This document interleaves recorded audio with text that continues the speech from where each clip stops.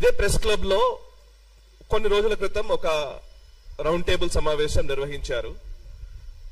అది చూసిన వెంటనే నాకు నిజంగా ఒక్కసారిగా మళ్ళీ 12 ఏళ్ల క్రితం లేదా 10 ఏళ్ళు 8 ఏళ్ల క్రితం పరిస్థితులన్నీ ఒక్కసారిగా గుర్తొచ్చి నేను ఒక వీడియో కూడా చేశాను. యాక్చువల్లీ అందులో ఏంటంటే ఈ ఆంధ్ర బూట్ల కింద తెలంగాణ ఇంకెంత కాలం నలిగిపోవాలి అనే కాంటెక్స్ట్ లో ఒక టైటిల్ పెట్టారు. 12 సంవత్సరాల తర్వాత మనం మాట్లాడుతుంటే దానికి నిజంగా ఆ రౌండ్ టేబుల్ సమావేశంలో నేపథ్యం ఏంటి, అసలు సడన్ గా తెలంగాణకు ఆంధ్రాకు గొడవ ఏంటి, తెలంగాణ వర్సెస్ ఆంధ్ర అనే కోణం ఎందుకు వచ్చింది, ఇది నాకు అసలు వచ్చిన ఫస్ట్ ప్రశ్న. మనకి ఏంటంటే నేపథ్యం ఏంటి అని అంటే కనుక ఒక ప్రొఫెసర్ నాగేశ్వర్ గారు చేసిన వ్యాఖ్యలు, ఆ వ్యాఖ్యలకు జనసేన పార్టీ లేదా తెలుగుదేశం పార్టీ నుంచి వచ్చినటువంటి రియాక్షన్స్ అనంతర కాలంలో ఏదో ఒక తెలంగాణ వర్సెస్ ఆంధ్ర అన్న కోణంలోకి మారిపోయింది. నిజానికి ఆ వ్యాఖ్యలు చేసినట్టు నాగేశ్వర్ గారే వ్యాఖ్యలు వెనక్కి తీసుకుంటానని ప్రకటించారు. వ్యాఖ్యలు వెనక్కి తీసుకుంటానని ప్రకటించిన తరువాత ఒక రౌండ్ టేబుల్ పెట్టి తెలంగాణ వాళ్ళ మీద దౌర్జన్యం ఏంటి అనే, అసలు తెలంగాణకి ఆంధ్రకి గొడవ ఏంటి, ప్రొఫెసర్ నాగేశ్వర్ గారు ఎందుకు వచ్చారు దీంట్లోకి, ఇక్కడే నాకు అసలు కొంచెం కన్ఫ్యూజ్ అయింది. ఎందుకు అంటే గతంలో నేను హెచ్ఎం టీవీలో పనిచేశాను. తెలంగాణ ఉద్యమం పీక్స్ లో ఉన్న టైంలో తెలంగాణ వాదిగా లేదా వాదాన్ని వినిపించే వ్యక్తిగా, ఇంకా చెప్పాలంటే అసలు మీడియాలోకి వచ్చే కొత్తల్లోనే అనేక వివక్షలకు గురైనాం మేము. తెలంగాణ ప్రజలు వివక్షలకు గురైన మాట వాస్తవం. దీన్ని ఫస్ట్ మనం అంగీకరించి మిగతా డిస్కషన్ మనం చేద్దాం. ఎందుకు అనంటే అసలు తెలంగాణ నుంచి వచ్చిన వ్యక్తికి వీడికి తెలుగు భాషనే రాదు, వీడు అసలు ఏం న్యూస్ చదువుతాడు అన్న రోజులు నాకు తెలుసు. నా ముఖం మీదనే చెప్పిన రోజులు కూడా నాకు తెలుసు. ఈ సోకాల్డ్ మాటలు మాట్లాడింది ఎవరో ఆంధ్ర వాళ్ళు అని వదిలేయడానికి వీల్లేదు. వాళ్ళంతా పక్కా కమ్యూనిజం నుంచి వచ్చినటువంటి జర్నలిస్టులే ఈ మాటలు అన్నది. నేను చాలా స్పష్టంగా చెప్తున్నాను. మామూలుగా న్యూట్రల్ గా ఉండే జర్నలిస్టులే అనలే నన్ను.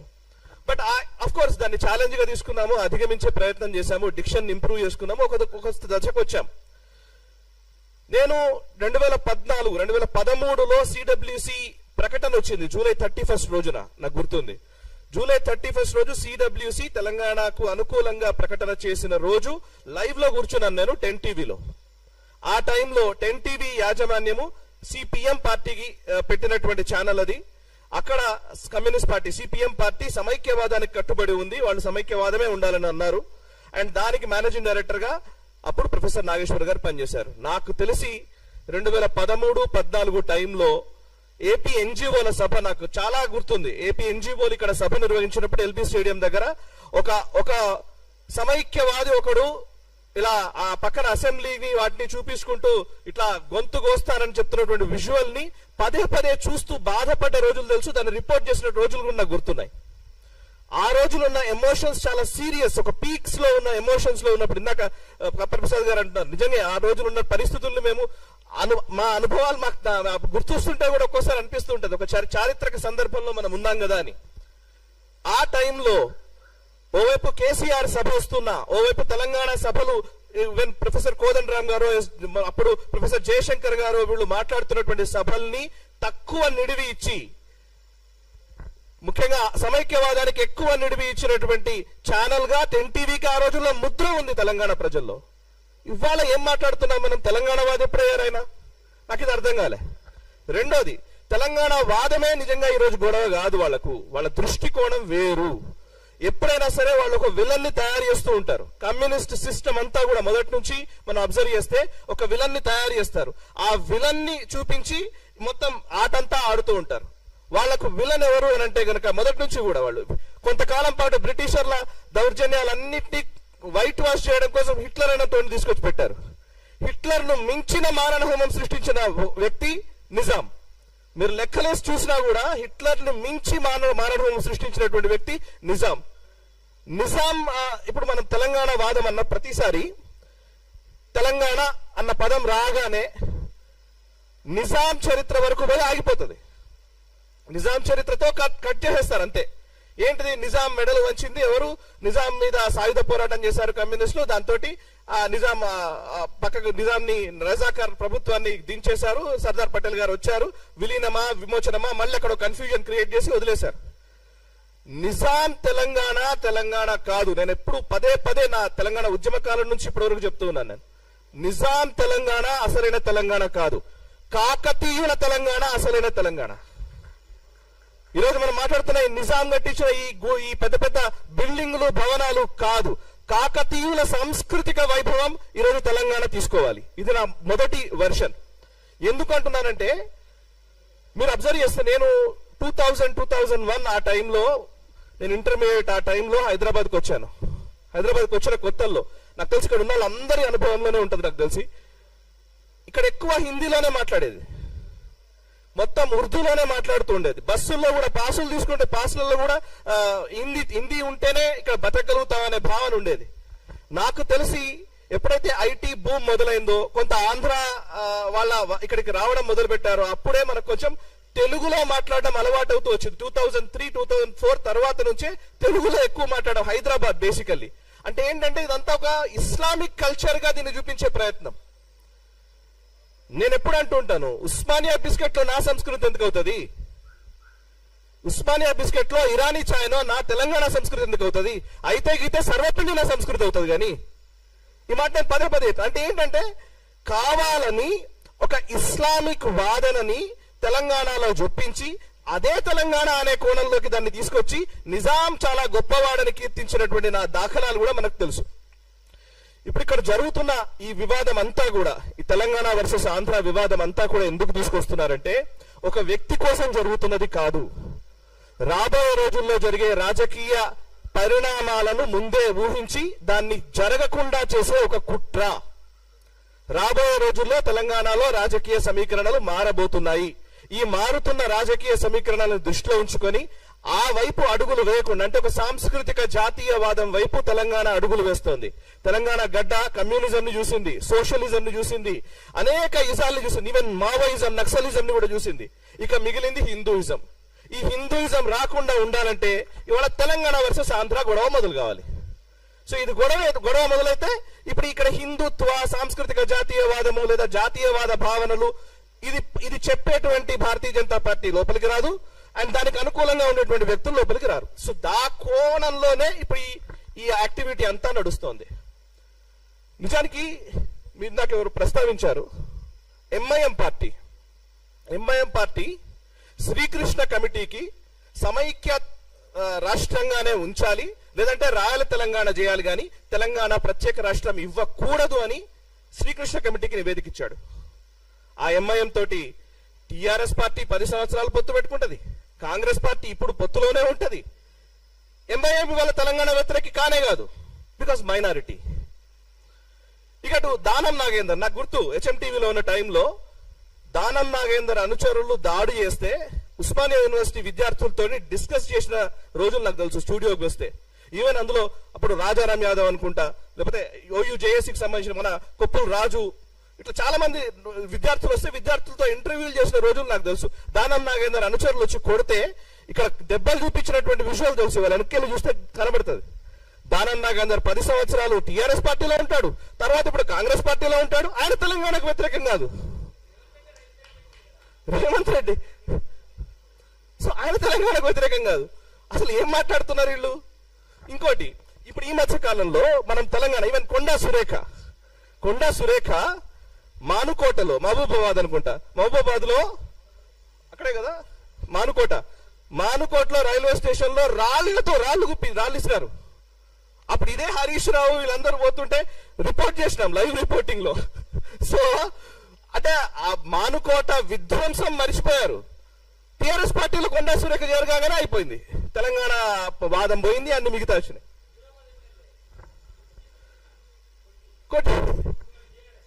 సో ఎవరికి చెప్తున్నారు తెలంగాణ వాదము, ఎవరు వినాలే, ఎందుకు ఇది నాకు అర్థం కావట్లేదు.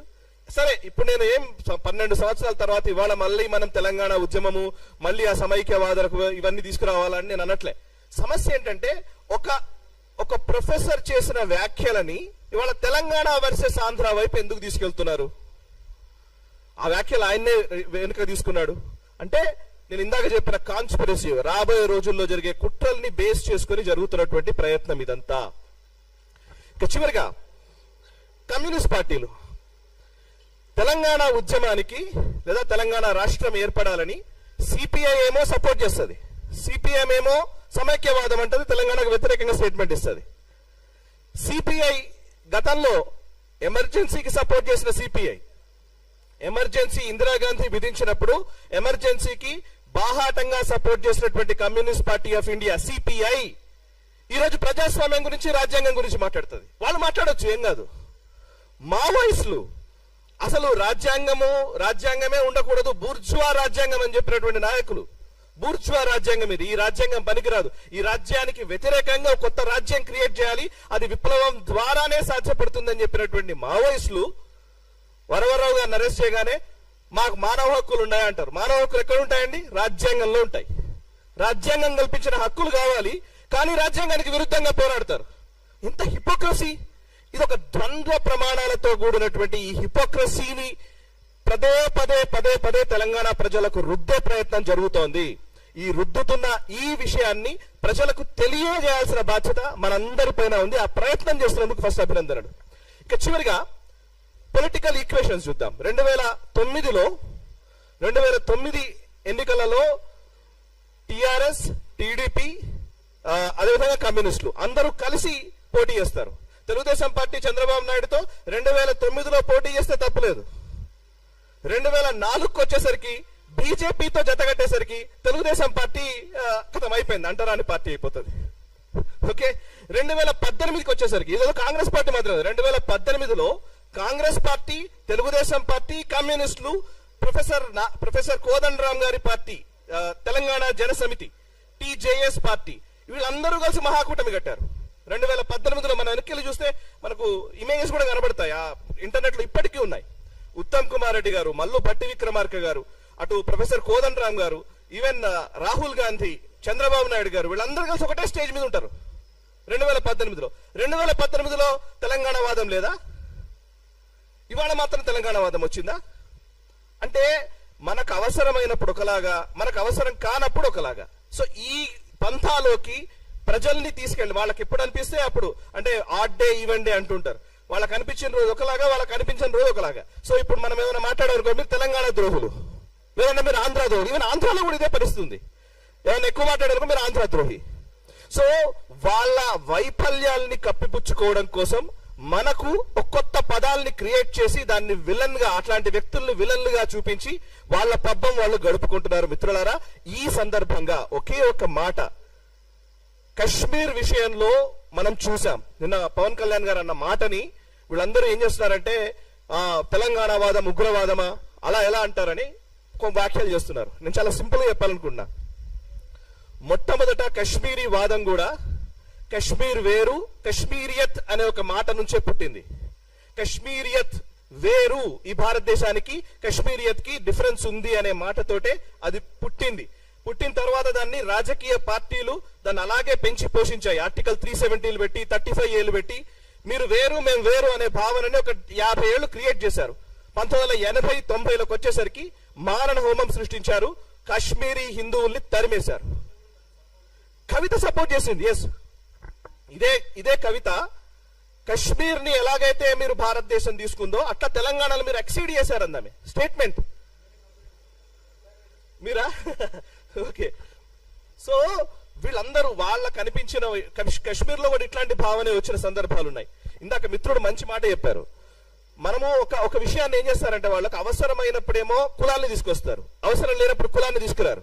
ఫర్ ఎగ్జాంపుల్, బంగ్లాదేశ్ లో హిందువుల మీద దాడులు జరుగుతున్నాయి, పాకిస్తాన్ లో హిందువుల మీద దాడులు జరుగుతున్నాయి. అక్కడ హిందువులు అంటారు, ఎందుకంటే తెలివిగా అక్కడ నిజానికి ఈరోజు దాడులకు గురవుతుంది దళితులు, బడుగు బలహీన వర్గాలకు చెందిన వాళ్ళు చాలా మంది వాళ్ళ దాడులకు గురవుతున్నది. అక్కడ పాకిస్తాన్ వాళ్ళు అక్కడే మగ్గిపోయారు. కొంచెం అగ్ర కులాలకు చెందిన వాళ్ళు వీళ్ళు బయటకు వచ్చేసారు, అంతో ఎంతో డబ్బులు కొంత కూడగట్టుకున్నారు, ఏదో చేసి వచ్చేసారు. బట్ అక్కడ నిలిచిపోయిన వాళ్ళంతా వాళ్ళే. జోగేంద్రనాథ్ మండల్ ఉదాహరణ. జోగేంద్రనాథ్ మండల్ గారు ఇలాగే అంబేద్కర్ గారు లాగా ఆయన పాకిస్తాన్ కి సపోర్ట్ చేశారు, దళిత నాయకుడు, బంగ్లాదేశ్ కి సంబంధించి ఆయన అక్కడ వెళ్ళిన వ్యక్తి. 1950కి వచ్చేసరికి ఊచకోతలు కోయడంతో ఆయన వచ్చి మళ్ళీ కోల్కతాలో సెటిల్ అయ్యారు. సో దళితుల పైన జరుగుతున్నటువంటి దాడుల విషయం వస్తేనేమో పాకిస్తాన్ లో మైనారిటీలు ముస్లింలు చేసే దాడులు వచ్చినప్పుడేమో హిందువులు ముస్లింలు అదొక ఇరు వర్గాల ఘర్షణ.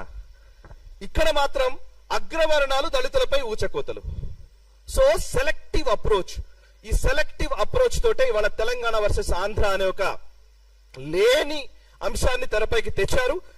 దీన్ని మనం ముక్త కంఠంతో ఖండించాలి. భారత్ మాతాకి జై. తెలంగాణ ఉద్యమం ఏ ఒక్కరి సొత్తో కాదు. సబ్బండ వర్ణాలు ప్రతి ఒక్కళ్ళు, అంటే ఇందులో సకల జనుల సమ్మె అనే మాట పేరుకు చెప్పలే, సకల జనులు కలిసి పోరాడినటువంటి నేల ఈ తెలంగాణ.